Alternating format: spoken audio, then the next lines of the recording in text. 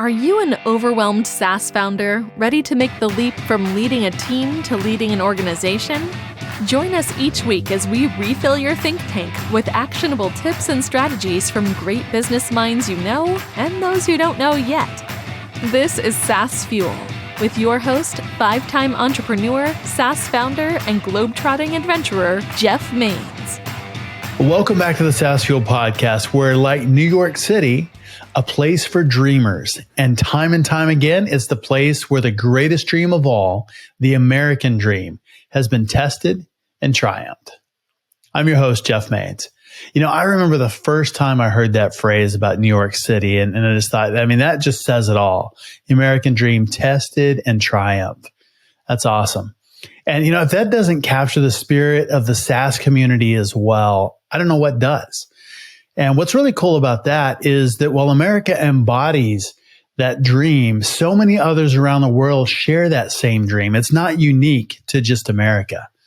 It's the freedom to create, the freedom to build something great, to make money and make a difference in the world. Well, this week I am hanging out in New York City with about 800 incredible SaaS founders and CEO at the Ascent Conference. Great insights, wisdom, mistakes, fun, and a few shenanigans. These really are an amazing bunch of people and quite a diverse group, from startups to unicorns from around the globe and just about every industry you can imagine. I'll give a recap and my top 5 takeaways in our free SaaS group. You can check out the link in the show notes and go check that out. Well, in our last episode, I talked with Andrew Foreman, CEO of Gives. Andrew shared how businesses, including SaaS companies like yours and mine, can drive additional revenue and loyalty by allowing customers to choose donations over discounts. So if you missed it, go back and give it a listen. This is the perfect time of year to be thinking about how to partner with your customers to give back. Well, my guest this week is Alex Collmer, founder and CEO of VidMob, the world's leading platform for data-driven human creativity. How about that? Well, since founding the company in 2015, Alex has raised more than $95 million and led initiatives that earned VidMob official marketing partner badges from Facebook, Instagram, Google, YouTube, Snapchat, Twitter, Pinterest, and LinkedIn, and recognition by Apple as one of the best apps of the year. No surprise, Alex is an engineer by background and has made a career living at the intersection of technology, design, and consumer entertainment. Well, prior to VidMob, Alex was co-founder and CEO of Autumn Games, a game publisher that develops successful global franchises with partners such as Jimmy Johnson, the 7-time NASCAR champion, that Jimmy Johnson, Def Jam, the leading urban culture brand, as well as the award-winning fighting game franchise, Skullgirls. So welcome today's guest, Alex Collmer. Well, hey, Alex, welcome to SaaS Fuel. Jeff, thanks for having me. I've been looking forward to it. Absolutely. This is great. So tell me a little bit about your background. How does an engineer end up in gaming and then move right on into digital creative? Well, I think that, I guess probably going back, one of the things that I was most afraid of when I was graduating from Cornell was this idea that that I could end up being like truly specialized. And, we definitely live in a world where specialization is probably generally a good thing. And it certainly leads to, I think, an easier career path if you're an expert in a certain thing.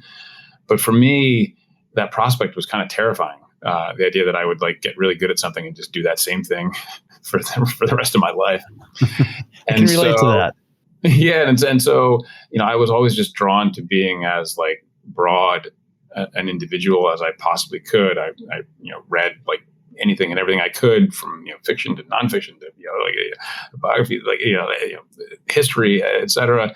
And I think that kind of pushed me down a path where the creative side of me had a space to live and grow. And, it kind of led me into, I think, the natural, place. There's also in the early, early part of the internet growth when, there were a lot of like interesting things happening at that intersection of media and technology. And so it just kind of felt natural to me as almost like a place to like run away from specialization. I like that. So what have been the benefits of not being specialized? Well, I think that it probably leads to, ultimately, I think it's helped me become a much more capable entrepreneur. But I think that, certainly for my 20s and probably early 30s, I sort of watched the majority of my friends who were, either, bankers or traders or, specialized in whatever field they were in, experienced more success in their careers. They advanced, further, faster. But, after that, I got to a point where I think now I can be far more empathetic as a leader. I think I'm sort of capable of understanding kind of all of the different employees within the different, disciplines within the company. And, I think it was absolutely the right path. But and it's one of the things I talk about with sort of younger entrepreneurs is that like the understanding up front the pros and cons of being a generalist. Well, it's definitely both, but I completely agree that having that general background and the understanding, because you see things from a different perspective. You're not pigeonholed into one view because you've seen it from so many different ways. Yeah, and as as the company grows, you end up. On a given day, I'll have conversations with our engineering and data science team or product team, and then over with the marketing and creative side. There's definitely a lot of hats being worn. And well, hey, Alex, welcome to SaaS Fuel. Not as, talented or smart as all of the sort of subject matter experts in each of those fields. Absolutely, this is great. At least I can kind of. So tell me a little bit about your background. How does an engineer end up in gaming and then move right on into digital creative? Kind of push forward on all the things that are driving the company. So, as a generalist, do you think you're more left-brained or right-brained or some kind of combination? I think it's probably pretty even split. Like I definitely think like an engineer. For me, that idea of like sort of building and how do you actually like structure a solution, that sort of systems approach to thinking is definitely like always there. But at the same time, right? And this obviously ties really well into VidMob. I deeply appreciate the value and necessity of human creativity. And it's sort of, to me, kind of what makes life interesting. And, and so for us at VidMob, like it's sort of finding that intersection. How do we build technology that can support and augment and enhance the activities of the creator? That middle ground is kind of exactly where I want to be. That's great. How'd you come up with the idea for VidMob, and what led you to that? Well, I think there's a lot of things that were sort of happening, in and around me that were, in some regards, like sort of obvious in retrospect. So I had, been one of a group of folks that had helped build a video game, publisher, and so I'd spent a number of years helping to build kind of large, video game, properties, sort of console and then eventually mobile games. And our first game actually was a game called Def Jam Rap Star. And that actually used the camera from the Sony Move and the Microsoft Kinect to sort of film people singing and performing and then kind of rebroadcast that. And so that sort of put a little bit of a video lens in the back of my head. At the same time, I was on the board of a startup kind of like the online film school, and sort of saw firsthand just how many people out there were sort of becoming skilled editors, and I could see that this was an area where there was a lot of growing supply, and then I think more broadly, I found myself really wanting to find a business that I could build that would be more mission and purpose driven. I just kind of got to this point where, I was, I guess, a little over 40 years old and, felt like if I was going to dedicate, every waking hour of my day to the building of a company, and this was probably going to be a decade or decades long endeavor,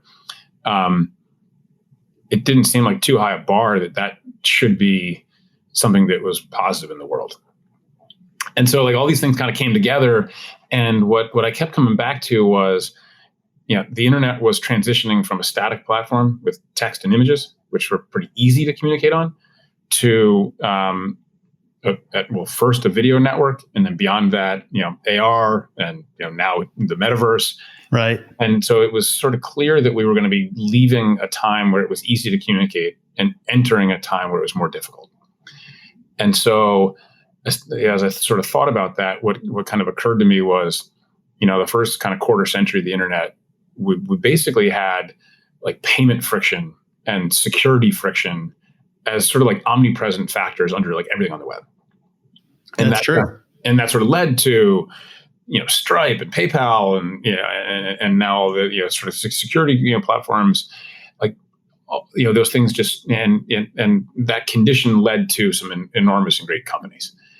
And when I looked forward, to me, what I saw was like creative friction existing everywhere, like under everything, not just advertising, but generally all communications.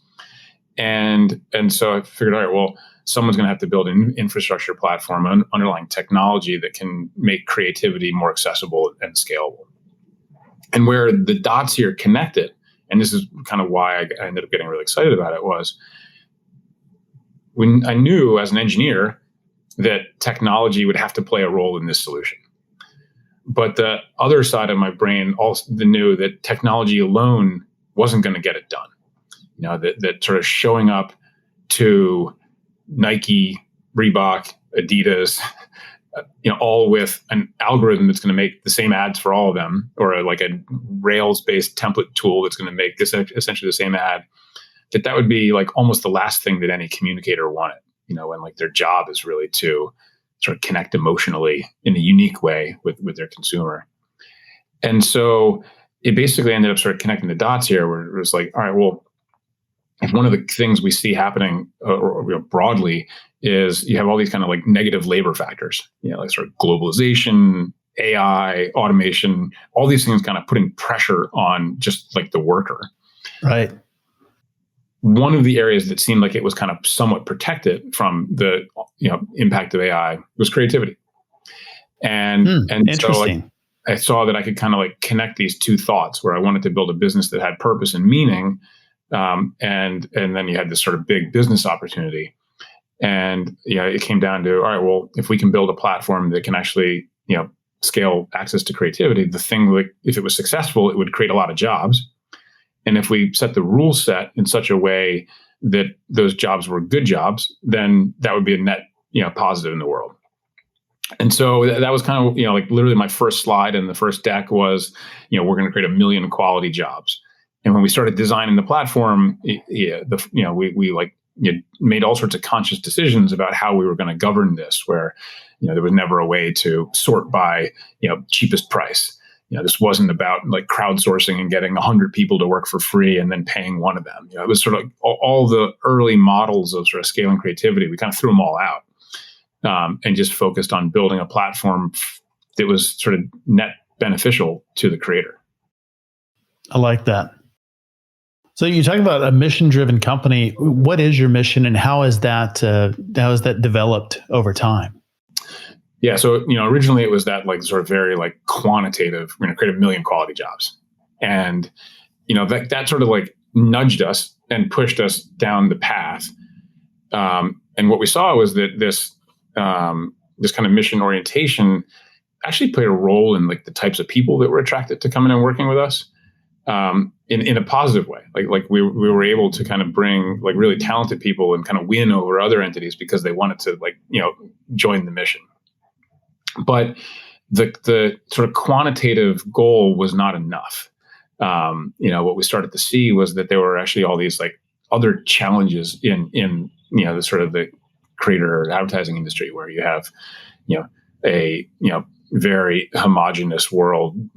This was back 2014, 2015. I think something like 9% of all creative directors were female. industry wide. Wow. That's surprising. And, similarly non-diverse, very geographically focused in a few cities, New York, LA, London, et cetera. And so we were starting to realize that actually it wasn't just about like the quantitative number of creating jobs, but actually this was about like sort of positively impacting the industry. And so we actually changed the mission articulation, and for years talked about VidMob's mission as evolving creativity for the better. And that's in many ways where still where we are today. Like, how do we build technology to evolve creativity for the better? And like the thing is that phrasing can carry a lot of different meanings. So it's certainly about labor conditions, diversity issues. More than 50% of the creators in our network qualify for some sort of diversity metric, and have for the last, I think, over 3 years. Wow, that's really good. But that for the better is also about bringing data into play. And we essentially created an entirely new kind of data, this creative intelligence, and have essentially built a platform that helps marketers understand kind of why creative is performing the way it is. And gives them the tools to then drive increased performance, have their creative perform better. And so that sort of simple statement of evolving creativity for the better actually gives us a platform to kind of house a number of different things. I like that. And I think that's something that's very needed in the marketplace, because you can put ads up and sometimes they do well, sometimes they don't, but you don't necessarily know why, or how to make them better, how to make something good great, or how to fix something that's bad and make it good. Well, and it's more needed than ever now. There's some pretty big macro issues that have happened in the last 12 months where in a lot of ways the sort of marketing industry has become incredibly over reliant on targeting and other kind of media side optimization levers. So ad tech as a whole is almost entirely media side. How do I build technology to further segment my audiences, or to improve my targeting capabilities, or dynamically manipulate budgets across different platforms as they perform differently. But what's interesting is that's always been the small driver of results. So Google says that creative is responsible for 70% of performance, and the other 30% is kind of the media side levers.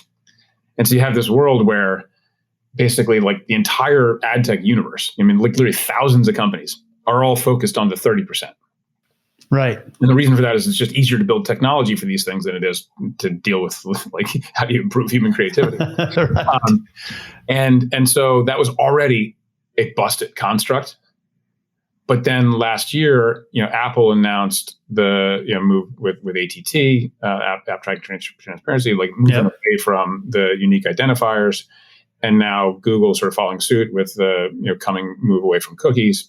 And so what's happened is that 30%, which was already a misinvestment anyway, just lost probably 20 to 50% of its efficacy because targeting doesn't work the way it used to.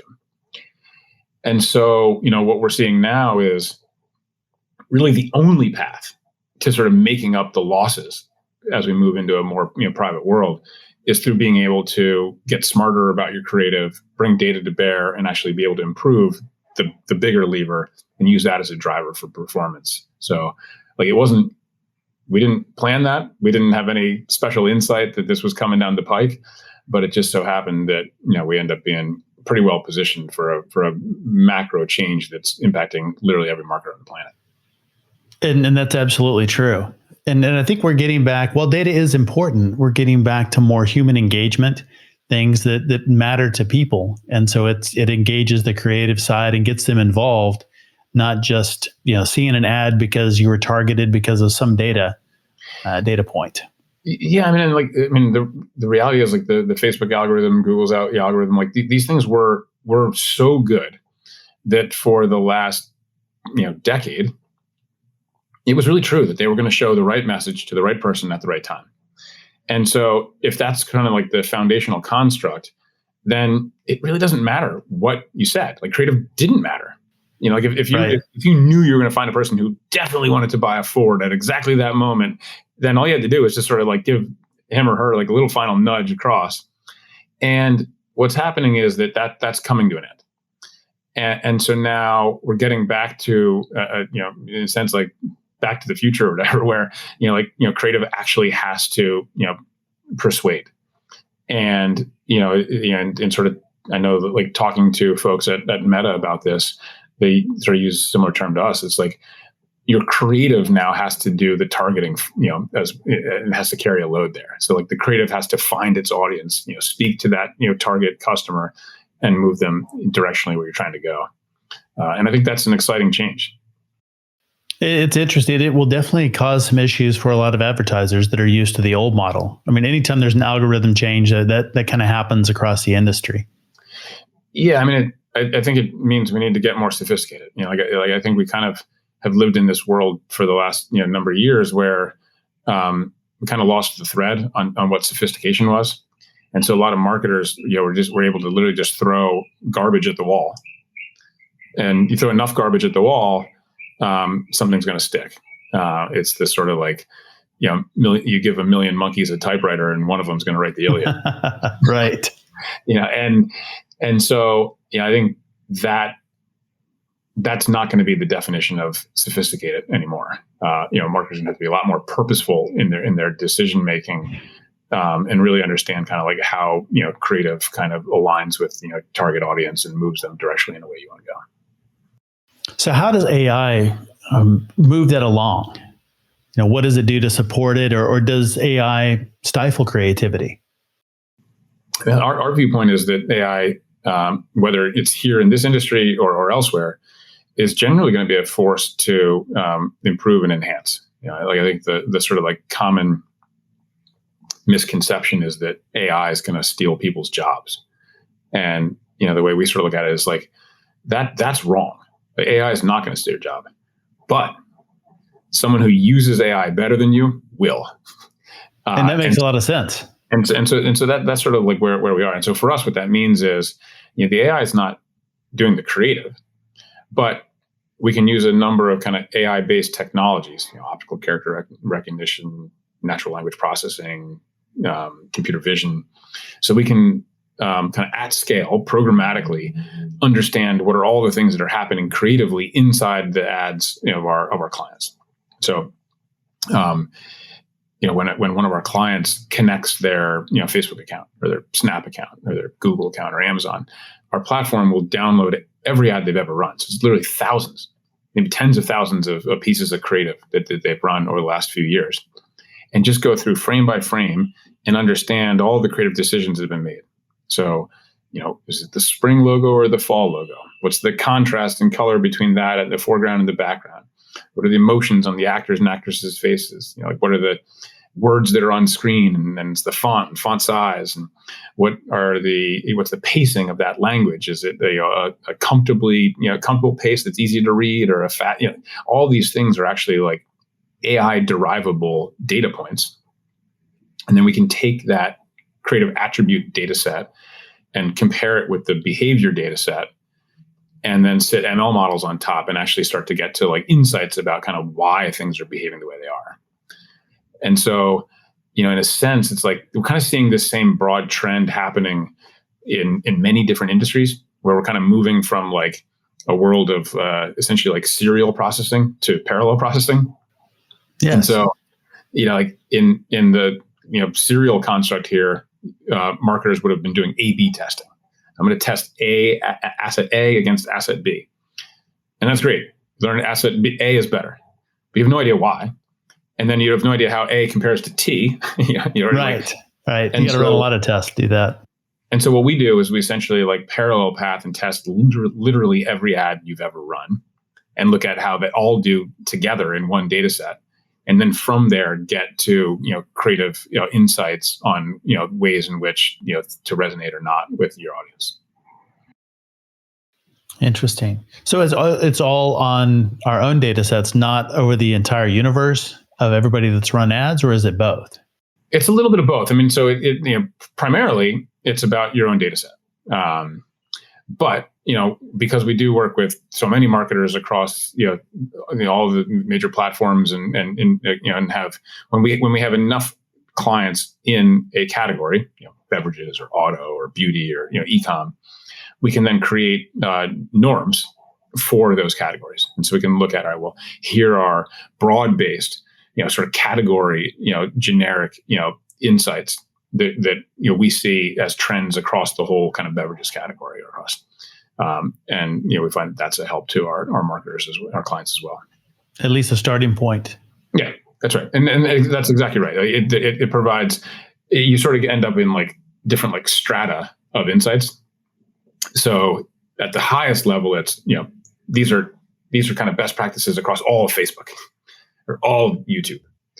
And then you go down a level into the sort of category specific, all of e-com, and then down all the way into like a specific brand. It makes sense. So what surprising insights have you learned as you've taken this journey and using AI and creative? Yeah, I mean, I think it's like what's interesting is how different the different platforms are. And, you might think that like, TikTok, Snap stories, and Instagram are all the same because they're all sort of shaped the same. But the way to succeed creatively in each of those platforms is actually quite different. And so how, opening shot sequences impact, engagement on, Insta versus Snap, or like that to me is where a lot of the more interesting, data has been found, is like helping people understand how to make essentially the same kind of creative concept work at its peak level in these quite different channels. Yeah, as a marketer looking at those, it's easy to look at it from the outside and go, well, I shot one ad. Can I just put it on all the platforms the same way? And no, you could, but it won't perform the same. That's exactly right. And I think, like most people now kind of understand that, but it certainly wasn't the case, 3-4 years ago when people were just like, I'll just take my TV ad and I'll run it everywhere. And now people are understanding not only does that not work, but just that, hey, we've got to take, these different platforms and actually create differently for them. Yeah, without a doubt. So have you learned more being, inside the industry, out of the industry, or, where the ideas come from? Have they been, I guess, a better way to ask that? You start that again. 3, 2. So have the ideas that you've had come from inside the industry, being an insider, or have they come from outside in building the solution? I think a mix. So it's definitely helpful to be an outsider and not be sort of constrained by the sort of thinking, well, this is how it's always done. But at the same time, you need to have enough people around you that understand how the industry works so that you're not just kind of like tilting at windmills. So, I think probably the most obvious example is when we started connecting into the ads API so that we could distribute finished creative into platforms where it could then be trafficked by our customers' media agencies. We started getting creative data back, or sort of performance data back on each piece of creative. And so as an outsider, it didn't occur to me that was terribly interesting. I kind of assumed that creatives would always know how the thing they made, performed. And then what I started to realize is that actually the industry in the 90s, in the great unbundling, pulled apart all creative and media agencies. And that is still how it's structured to this day. And so clients will have a different creative agency, a different media agency, oftentimes in different holding companies. And so the folks who are doing the creative basically throw it over a fence to a totally separate company who then does the media work. And they have no connection to performance. And so in our industry, like the way a creator might know that what they did is good is they might win a trophy at Cannes. Right. But certainly no feedback about, hey, this decision to open on this shot or have use this style. Like they never got any feedback about whether that was actually driving business results. And so I think everyone kind of just was comfortable with that because like that's the way it had been for the last 25 years. Like and when I looked at it from the outside, I was like, this doesn't make any sense at all. Like maybe it did in the 90s when it would take, months to get your Nielsen data back, and it would take more months to make new creative and the cost. But we get really valuable information back on, creative measurement within seconds of launching a campaign. Right. And so then to not be able to use that information to improve the creative during a campaign just literally didn't make any sense. And the other idea to me, like, that like just focusing entirely on optimizing my media signals, like continuously every day, changing my targeting, changing my, campaigns, like that makes sense. But why on earth would I never even consider changing and optimizing the thing that was far more important, the creative? At the 70% side. Yeah. And so I think those to some extent being an outsider, like those two things just literally didn't make any sense. It was like, no, like that can't be. And so, that I think helped us, start pushing down the path of building what's now, sort of a software layer that can help kind of reunify and in a sense, kind of like undo the great unbundling and bring the creative and media side back together. And what we see is that actually everyone loves this because creators like the idea of having data signals coming back. It makes them smarter and better, and they actually can get better at their craft. Like if you tell someone, hey, here's a tool that's going to help you actually deliver better, more valuable work to your clients. That's something the creators want. Right. Why would you not want that? And on the flip side, it gives the media side visibility into sort of the creative pipeline, what's coming down the pipe, when it's going to be delivered, and also the ability to have some agency and control. And if they are missing assets or specific formats for different platforms, or if an ad that was working last week has now decayed and needs to be refreshed, like it sort of gives them the ability to actually have some degree over control of the thing that they're actually like 100% on the line for performance for. It seems much more collaborative instead of just throwing it over the fence or finger pointing. Well, the ad's not working because the creative people didn't do what they needed to do. It's much more a collaborative process where everybody's working together and understands the score. That's right. And so that I think would benefit it from being sort of X industry, but at the same time, we've always been very focused on not being seen as a disruptor. Like that's like our whole thing here. This is not about like displacing existing agencies or, this or that. Like we're trying to build a technology platform that can support and help the whole industry, the category as it sits, Sure. and be very collaborative with the existing industry infrastructure. And so, that requires having a number of, folks that I work with every day who actually have a lot of experience in exactly this field and can help us kind of navigate and basically collaborate with an existing ecosystem in a way that's net positive for everyone. That's good. So what have been some big lessons that you've learned in starting multiple companies here and growing them to significant size, having great success? What are lessons learned along the way? Yeah, I mean, listen, I think one of the things that I always sort of come back to is, there's really no shortcuts. If you talk to an entrepreneur and he or she says, I'm going to build a unicorn and sell it next year or whatever, like I'd kind of run away from that. If what you're trying to build is a lasting, valuable business, you just have to kind of put in the work, every day, slowly go through the grind, and you're going to have, really bad days, really good days. And, I think one of the core lessons that I'd learned personally is you need to figure out how to like flatten out that emotional amplitude between the good and the bad days, because it's just not healthy. And it also doesn't help you be a good leader if your, emotions are kind of swinging around. Back and forth. Yeah. And so I try to be pretty flat in a sense. Like I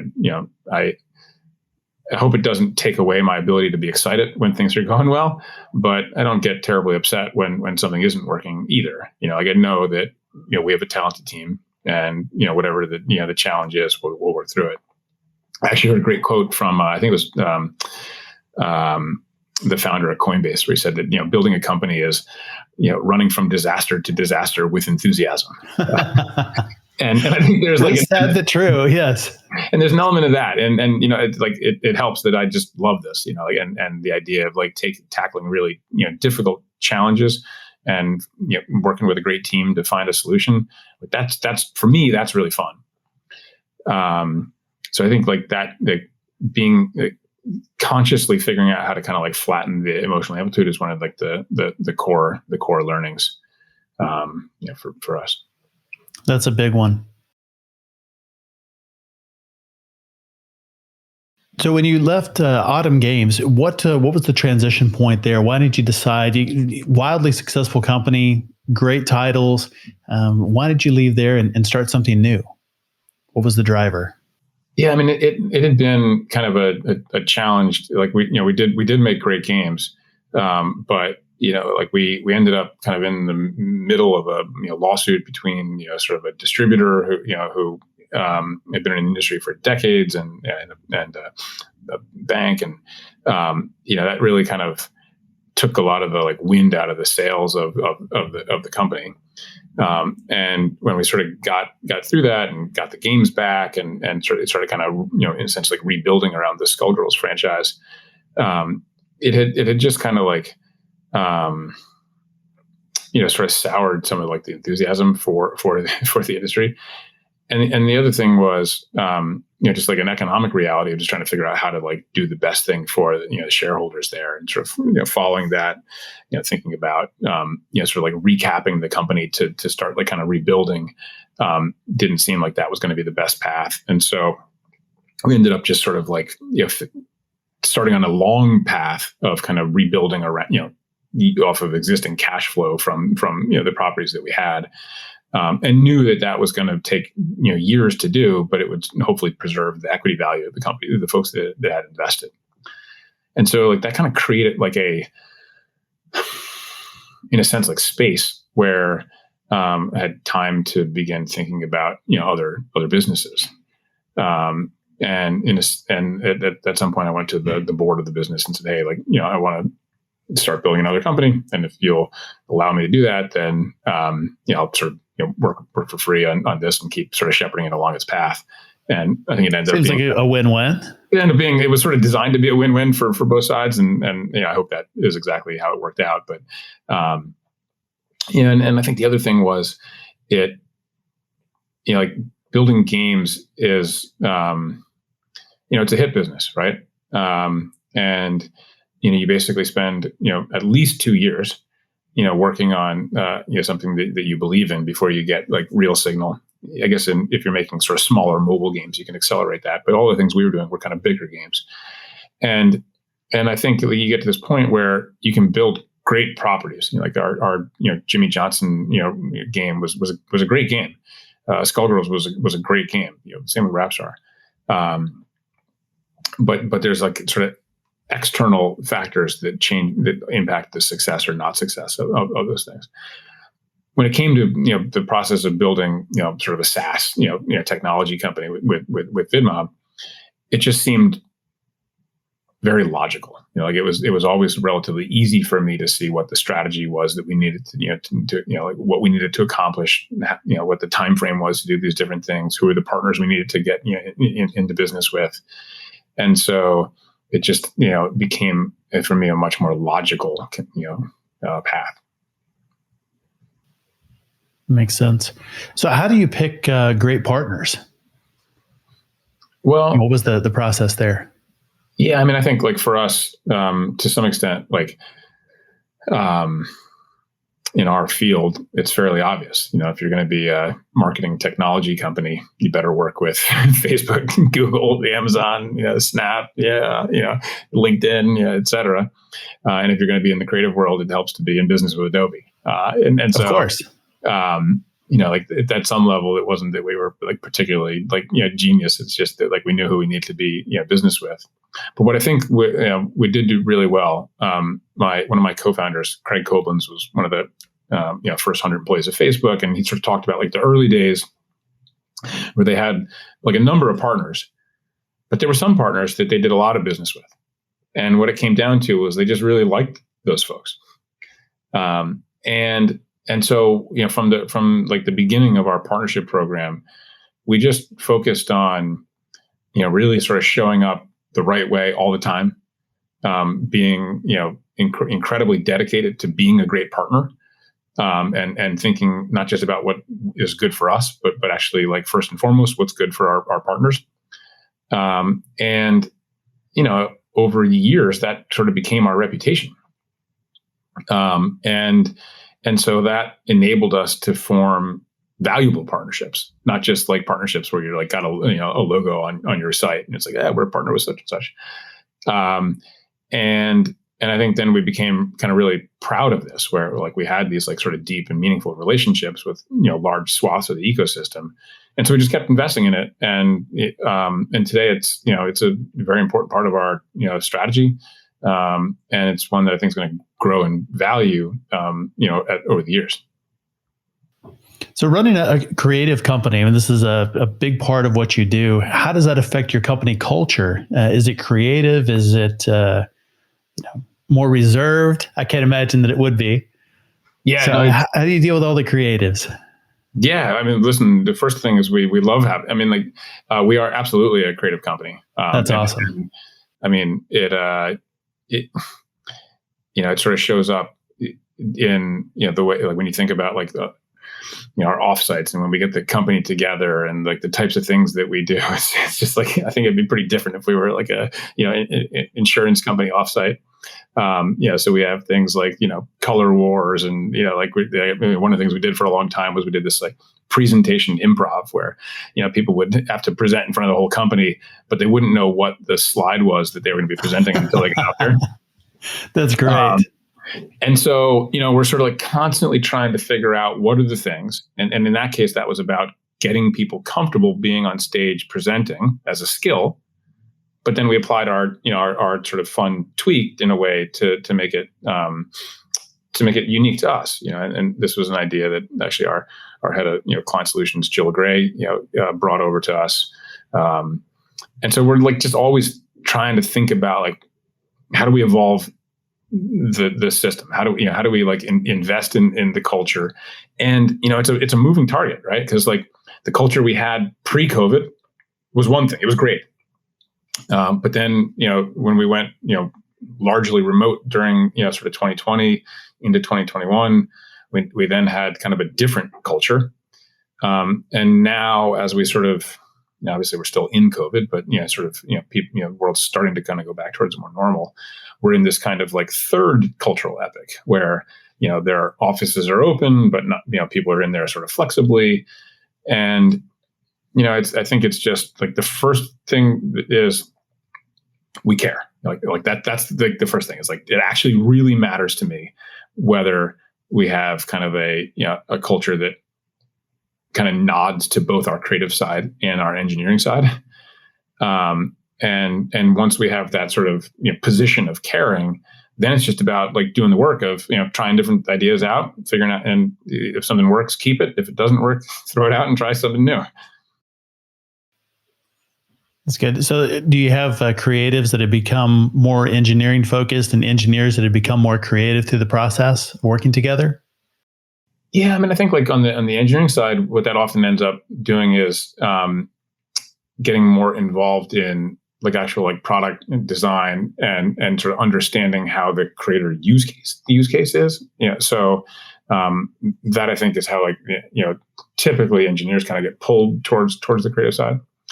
And on the sort of creative side, it's basically people get interested in product, right? And they start to take interest, and then we definitely have seen folks primarily get interested in sort of like the data science and data analysis side, and get kind of pulled that way people go from sort of like more like creative roles to some of these kind of data creative analytics types things, just because they find it fascinating. So there's a fair amount of kind of movement, back and forth from kind of like product side of the house and to the creative side, or vice versa. So there've been a number of companies like WeWork or Uber that have been very much in the media, movies made about them, that kind of thing. What are some things that you might want to take from their stories, or some things that you might want to avoid from their stories? That's a good question. So I definitely have a number of people that are watching either Super Pumped or I can't remember what the WeWork show is called, but crashed. We crashed, yeah. Yes. And I have like really kind of conflicted opinions about this because, like, to me, I think like the sort of like glorification and sort of celebration of their demise just doesn't feel right. But I understand kind of why people like respond negatively to some of like the excesses and personalities. And so like to me, what I take away from it, like particularly in the case of Uber, they had an incredible vision, and the idea of building a technology platform that could make it easier for people to move around, and it frankly has had a great deal of positive impact, right? Like so. You think about all the jobs that have been created for drivers. You think about the reduction in like drunk driving deaths and such like that, because people like there's a lot that should be celebrated by what they did. But I think some of like the way they showed up culturally is certainly not how I would like to build a company. And so for me on that particular instance, I love to sort of model the vision, and going after something really big. And for us, that's, building sort of like the Salesforce of creative operations. Like we are absolutely trying to build a very big company. And we understand that that's going to take a long time. Like we're not going to just go like from here to, to not a unicorn overnight. No. And frankly, if we could, I'm sure it would end up then setting it up to fail quickly faster. On the WeWork side, I think like for me, like ultimately what it comes down to is that like raw economics matter, right? Like, and so like we've always been very focused on making sure that we have like a really positive sort of gross margin, and that the unit economics make sense, and that the underlying business that we're building, it's not just about growth, but are we building a quality business? And so, I think as I sort of look at those, like, I want to carry and I want to have the ambition organizationally that they had, but it has to be done in the right way. Like it has to be built on a sustainable foundation. The sort of the culture has to be set right in a way that like all of our employees feel like they're like proud of the company that they're a part of. And I don't think that those things are misaligned. Like I think you can absolutely try to like change the world in a meaningful way. But you don't have to be an asshole to get there. I like that. So it's a balance of having core vision and moving in a direction, but a little bit of ridiculous as well, in that you're having fun and being creative and spontaneous at the same time. Yeah, no, I mean, listen, I definitely find myself, I gravitate towards people who, are both incredibly serious, but don't take themselves too seriously. I find that those often are the people that I most enjoy being around, and I certainly try to be one of those myself. I definitely do not take myself too seriously. I know that I have flaws personally, but I'm going to give an A effort every single day. And I think that like that balance of being sort of serious and also, in making work enjoyable, is kind of like where I'd like to be. So what are you most proud of? I mean, you've had some great accomplishments. What are you most proud of in business and in life as well? Well, I mean, I think, in life, that's probably got to be like, your kids and your wife and like the family. Like, I think that's where you kind of sort of start at those things. And, I married my college girlfriend, very happily married. I try to be a good husband, and, we have two, great kids that, I take a lot of pleasure in sort of watching them grow. So like, that's sort of like, sort of table stakes. Sure. In work. And, the interesting thing is like, there isn't a difference. Like I actually think that I'm like literally the exact same person at home as I am on the subway, as I am, in the office, as I am, meeting and talking with investors about writing, very large checks in our business. I don't change who I am in any of those situations. That's really good. And so that's something that I'm personally proud of. But from a company perspective, it's not about the fact that we've grown VidMob to being this sort of global company, or the fact that we've grown revenues to X, or that we've achieved sort of Y valuation. It was never for me about trying to build a unicorn or a decacorn. It was really always about, we will succeed if we build a business that when the overwhelming majority of our employees kind of look back at their careers, sort of 30, 40 years from now, they're like, that was the best job I ever had. And so, I think that in a lot of cases, that's on a path to being true. And that's the thing that I'm sort of most proud of about sort of where we are today.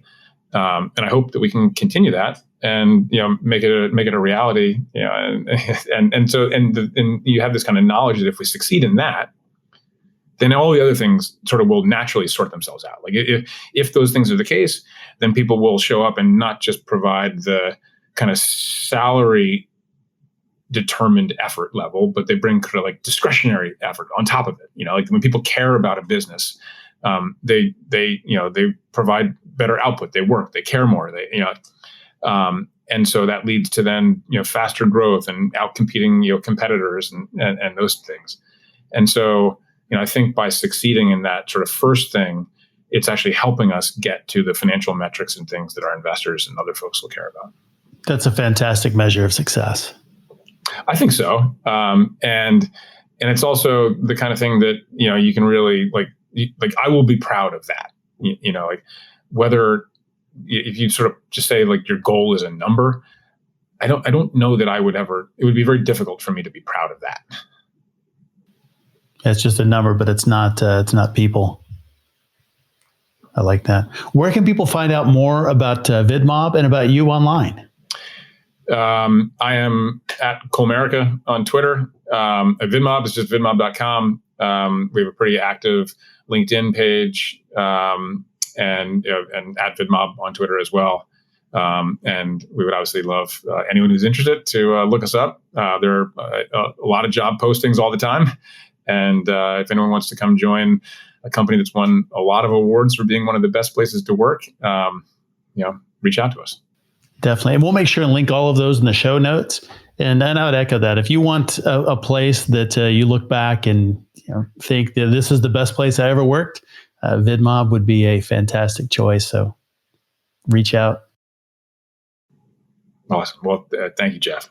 Absolutely. Well, it's great to meet you. Great to have another conversation with you. Wish you and VidMob the best, and love what you're doing in the space for ads and also VidMob Gives. There's a lot of things that you're doing with nonprofits as well. So it's a lot more than just about revenue for the company. Yeah. I mean, it's sort of unfortunate we didn't talk more about that, but I mean, we literally just had a team of, I think, 17 people down in Brazil building houses, building 2 houses for 2, homeless women and their families. Everything that Gives does, whether it's working with the 100 or so charities that we worked with last year, or work with the Ad Council, or these sort of boots on the grounds type projects where employees are going and actually making an impact in communities. Like that's another huge part of kind of what VidMob is, and I think it just kind of like ties it all together in a really meaningful way. So it brings it right back to what we started the conversation with, and that is about a mission-driven company. Amen. All right. Thanks, Alex. Great talking with you. All right, Jeff. I appreciate it. Thanks for having me on. Well, thanks again to Alex for coming on the show and sharing your insights and resources. Learn more about Alex and VidMob at vidmob.com. As always, all links, highlights, resources, and full show notes are available at saasfuel.com. While you're there, please subscribe or follow us at saasfuel.com. It's all free. And everyone who subscribes this week will receive their name beautifully etched on a grain of sand. You can pick up your grain at a beach near you. Just don't drop it. They're tiny, tiny, tiny. All right. Join us next week for our conversation with Patrick Hill, founder of Disktopia, a streaming platform for creatives. He's doing some really interesting things, combining original content, education, and merchandising. So be sure and check it out next week. And until we meet again, keep chasing that American dream no matter where you are. Make it your dream and enjoy the journey. Thanks for listening to SaaS Fuel. Full show notes for each episode, which includes a summary, key takeaways, quotes, and any resources mentioned, are available at saasfuel.com. Be sure to follow and subscribe wherever you listen to podcasts. And if you're enjoying the content and getting value from these episodes, please leave us a rating and review at ratethispodcast.com/saasfuel. We'll be sure to read these out on future episodes. Let's go!